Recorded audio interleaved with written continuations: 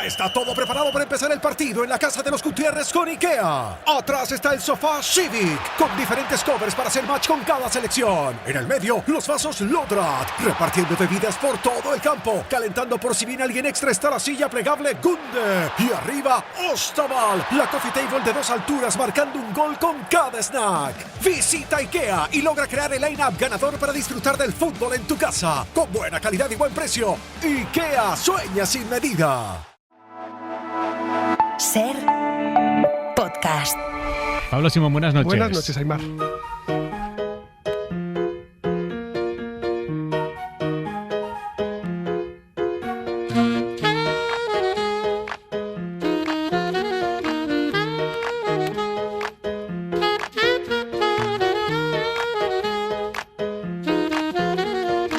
Coordenada 25, con Aymar Bretos.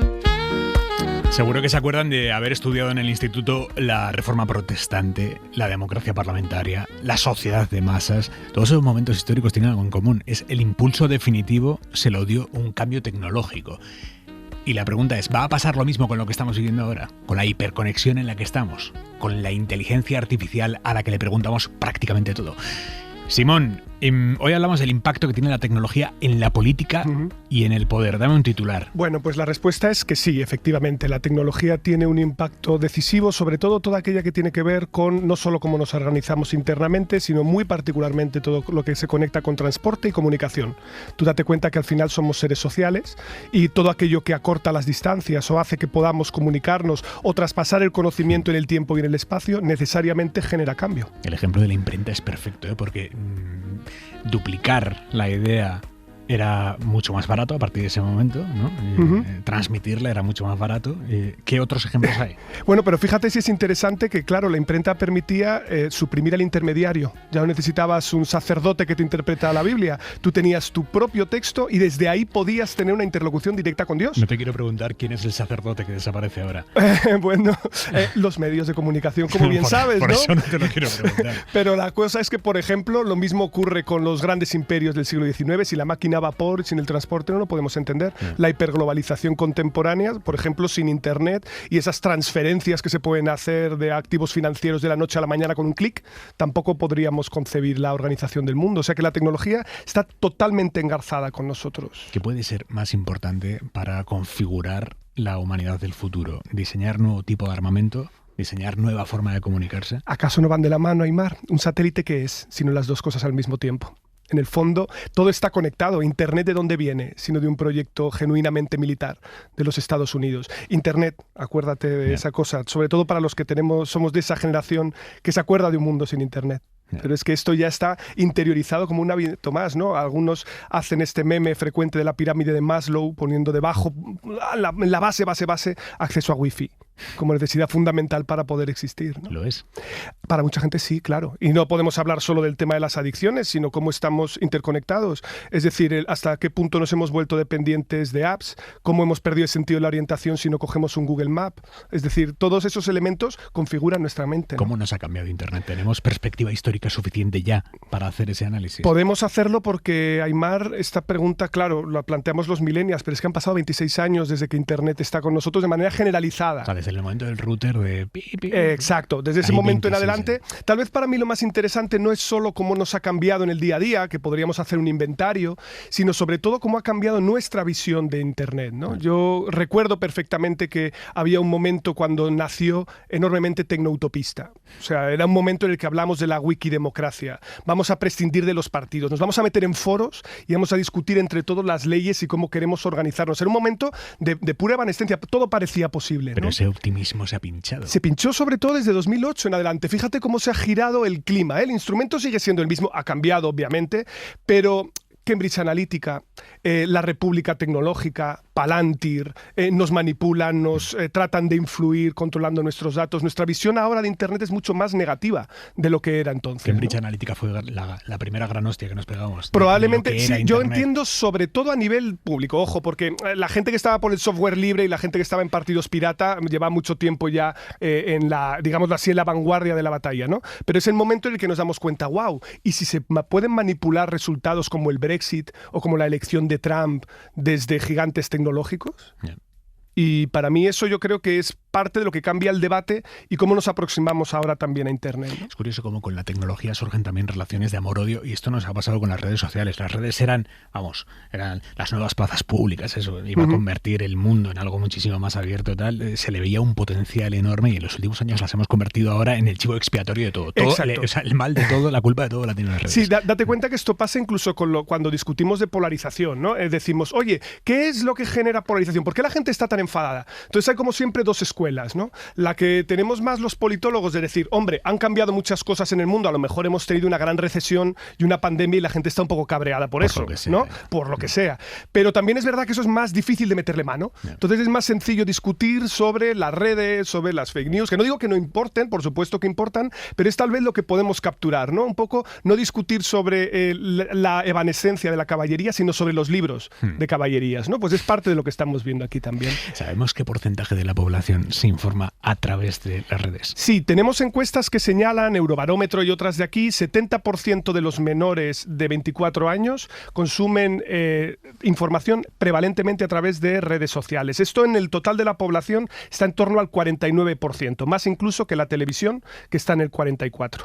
Aquí hay una pequeña trampa en la estadística, que es que cuando tú estás utilizando Internet y redes sociales, ¿estás solo viendo productos de las redes o no estás escuchando también Hora 25 a través de tu móvil o cogiendo un corte de televisión y viéndolo en X o en TikTok? Es decir, todo está mucho más integrado. Pero lo que es evidente es que lo que nos entra a través de estos dispositivos tecnológicos es la fuente prevalente de información hoy y muy particularmente entre las generaciones más jóvenes. Y muy particularmente, ¿qué red?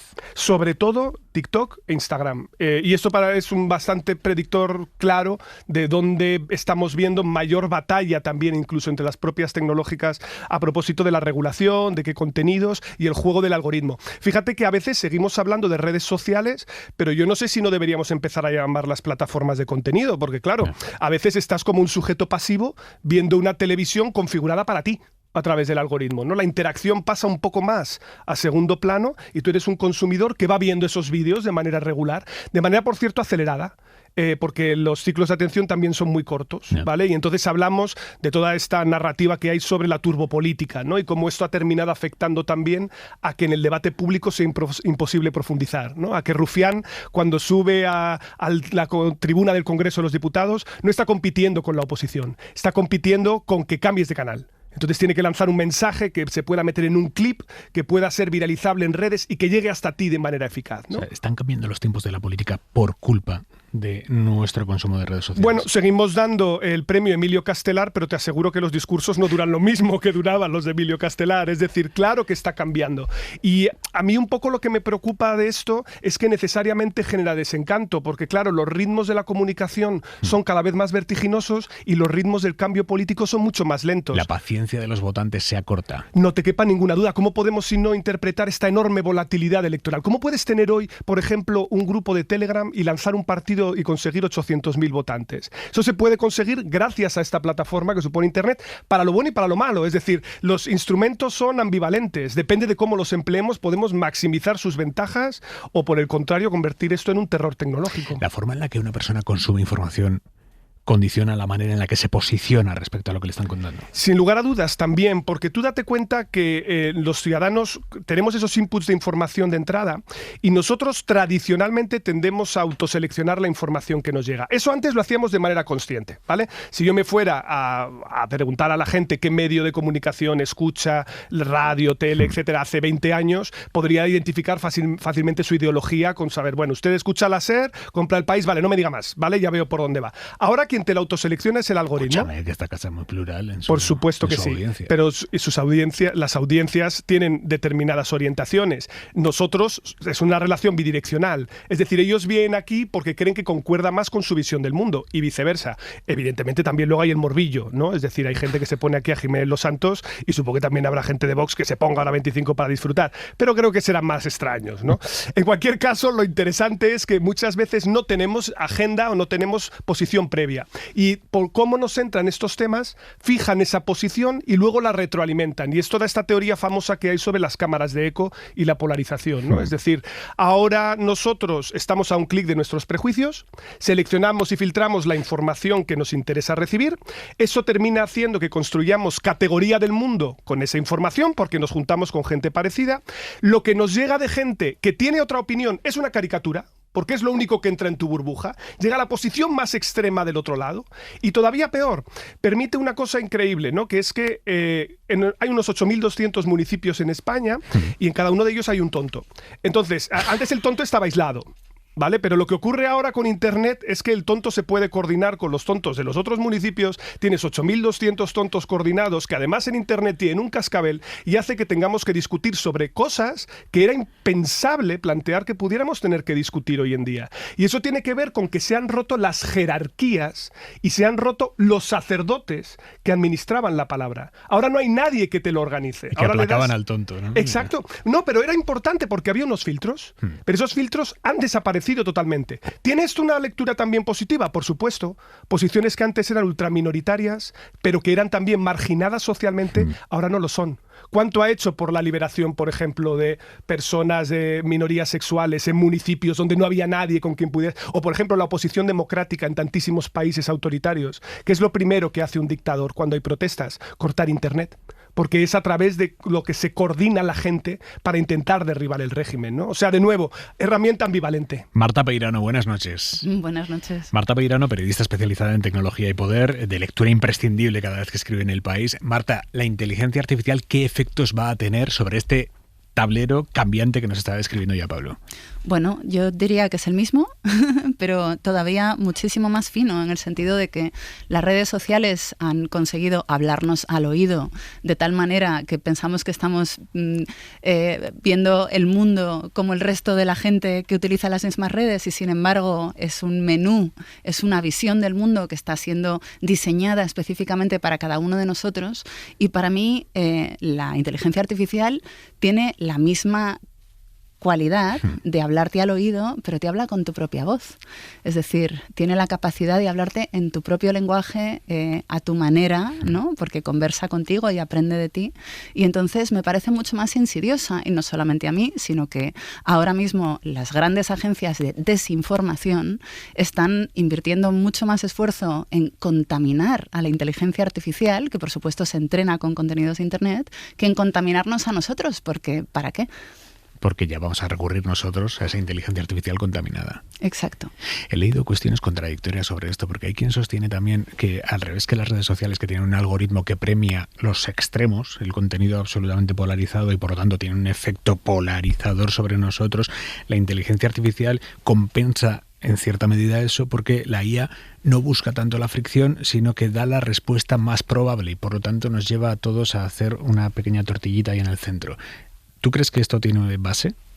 Yo creo que en cierto modo sí, pero las dos premisas son no del todo ciertas, porque las dos obvian el hecho de que ambas cosas son plataformas publicitarias. Es decir, que estamos hablando de unas plataformas en las que pensamos como si fuera el buscador de Google. Cuando hablábamos del buscador de Google, muy al principio decíamos las tiendas más populares, las que pincha más gente, son las que aparecen arriba de todo. Y sin embargo, era el principal medio de financiación de Google y el que lo ha convertido en el imperio, porque era una plataforma publicitaria. Es decir, hay fuerzas de todo tipo haciendo que una información suba y que trabaje. Lo mismo pasa con la inteligencia artificial.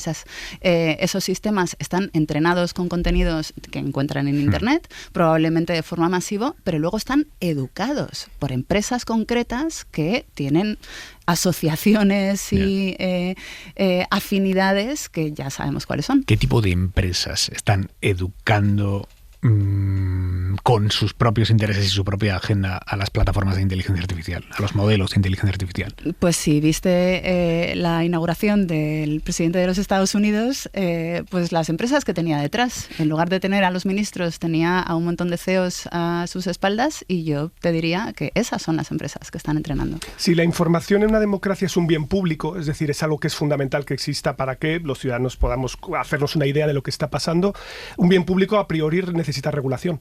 Entonces, la pregunta es, igual que hablamos de, por ejemplo, medios privados, medios públicos de comunicación, igual que decimos hay un marco regulatorio, ¿qué tecla no estamos pulsando en términos de la regulación que hay que hacer? Por ejemplo, esto que se plantea de limitar el acceso a la gente de 16 años o establecer algún tipo de restricción, ¿eso tiene sentido, no? ¿Estamos yendo en la buena dirección?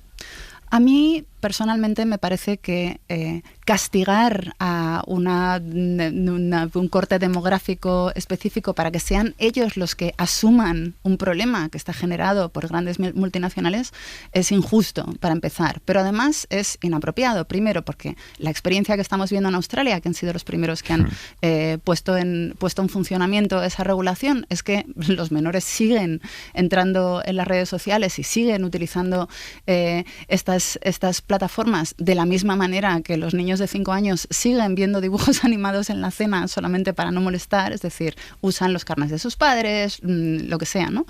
Usan nombres falsos, etcétera, o como dice el propio Mark Zuckerberg, les mienten. Entonces, lo que estamos viendo es que esta solución no es una buena solución porque no es efectiva y, sin embargo, se convierte en una fórmula perfecta, primero, para que las grandes plataformas consigan todavía más documentación y más información y, además, tengan una fórmula perfecta para discriminar a otro tipo de población, que son los que no tienen papeles. Es decir, si no tienes papeles para acreditar tu edad, y entonces cualquier página web que ponga eso como condición, pues ya está discriminando de forma legal a un sector de la población que ya está en peligro de exclusión. Sobre el acceso a la inteligencia artificial, va a haber una desigualdad por rentas en el acceso a la IA. Quiero decir, que las que sean de pago se pongan a años luz de las gratuitas y ahí se abra un abismo entre ricos y pobres. Yo diría que ya está ocurriendo, pero sobre todo ahora mismo hay un acceso bastante, no voy a decir que generoso, pero hay un acceso a estas herramientas porque estamos en un periodo en el que todavía las están entrenando. Es decir, estamos entrenando a los modelos de inteligencia artificial que utilizamos todos los días. Esa fase de entrenamiento en algún momento se va a terminar. ¿Y cuando esa fase termine? Es Pues, decir, ¿restringirán el acceso a amplias capas de la población? ¿Lo emplearán para finalidades estrictamente comerciales? A ver, es que es muy caro tener un servicio como ese funcionando porque cada vez que, como ya sabemos, cada vez que le preguntamos algo a ChatGPT se gasta agua, se usa electricidad y se consumen una serie de recursos que son muchos más de los que consumía Google, y entonces estas empresas están quemando dinero con mechero y gasolina porque están en un proceso de construcción del producto, y en ese proceso estamos contribuyendo todos, no solamente con todos los contenidos que han robado para poder entrenar a sus modelos, sino además con el proceso al que estamos siendo todos cobayas de bueno, pues ir testando la IA, según cada modelo que pase, pues unos dan crisis mentales, otros dan otro tipo de problemas. Mira, ¿no? esto, Pues mira, todo eso. en la noticia que acabamos de conocer, en Estados Unidos, el fiscal general de Florida ha anunciado una investigación contra la empresa OpenAI, que es ChatGPT básicamente, porque ChatGPT estuvo aconsejando a un joven cómo tenía que ejecutar un tiroteo masivo. Le iba dando consejos. Un tiroteo que acabó con 2 muertos en una universidad el año pasado. Isabel Villar, buenas noches. Buenas noches. La investigación surge después de que la policía haya revisado el historial de conversaciones entre ChatGPT y este estudiante de 21 años que en abril del año pasado mató a 2 personas e hirió a 6 en un tiroteo masivo en la Universidad Estatal de Florida. El fiscal del estado asegura que en esas conversaciones ChatGPT le dijo al tirador, le dio toda clase de consejos. On what type of gun to use, on which ammo went. ¿Qué tipo de arma usar? ¿Qué munición tenía que emplear con cada arma? Si era mejor un ataque a corta o a larga distancia. ChatGPT advised the shooter on what time of day would be appropriate for the También qué shooting momento to del día interact sería el with mejor para people. llevar a cabo el tiroteo y matar a más personas, o qué parte del campus estaba más concurrida a cada hora del día. El fiscal lo resume así. If it was a person on the other end of that screen, we would be charging them. Que si lo que le dijo ChatGPT al tirador se lo hubiera dicho una persona de verdad, a esa persona la acusarían de cómplice de asesinato. Y por eso investigan ahora a la empresa. We cannot have AI bots that are advising people on how to kill others. No podemos That is tener a la wrong. inteligencia artificial aconsejando a personas cómo matar a otras, ha dicho el fiscal. La compañía se sacude cualquier responsabilidad. La portavoz de la empresa ha dicho en la NBC que ChatGPT solo responde a preguntas con información que puede encontrarse fácilmente en Internet. Pero en esa respuesta puede convertirse en cómplice del mal, Marta. Sí, es interesante que precisamente porque han robado el contenido de Internet se sienten menos responsables por cómo acaba ese contenido. Pero lo cierto es que ellos están abrazando una doctrina que es parte de Internet desde el principio, que es la famosa sección 230, que hace que las plataformas digitales no sean responsables de los contenidos que circulan por sus servidores, porque es contenido de los usuarios. En este caso, el contenido de los usuarios ha sido robado por las empresas de Internet para poder entrenar a sus modelos. Y ellos lo utilizan como si fuera contenido que han generado los usuarios de forma voluntaria y que ahora les está generando un problema legal. Esto evidentemente es un problema de regulación. Entonces, ¿qué hacer? Es decir, ¿qué regulación? ¿Qué es lo que necesitamos? ¿Dónde está esa tecla que no estamos pulsando aún? Bueno, en Europa hemos sido pioneros con una ley de inteligencia artificial que ahora estamos a punto de arrancarle todos los dientes y quitarle todas las uñas con un ómnibus digital que no solamente suaviza, sino que además retrasa mucho la implementación de estas leyes, pero además con la experiencia de la normativa de protección de datos, con la GDPR, que entró en vigor en 2018, lo que estamos viendo es que no basta con tener una buena legislación, sino que además necesitamos tener músculo para poder implementarla, para poder ejecutarla, para poder cobrar las multas que le ponemos a estos grandes señores de Internet, y sin embargo no lo tenemos, con lo cual tenemos un problema doble. No basta con legislar, además tenemos que aguantar la legislación lo bastante como para que los lobbies no la retrasen, y además tenemos que tener policía para poder implementarla.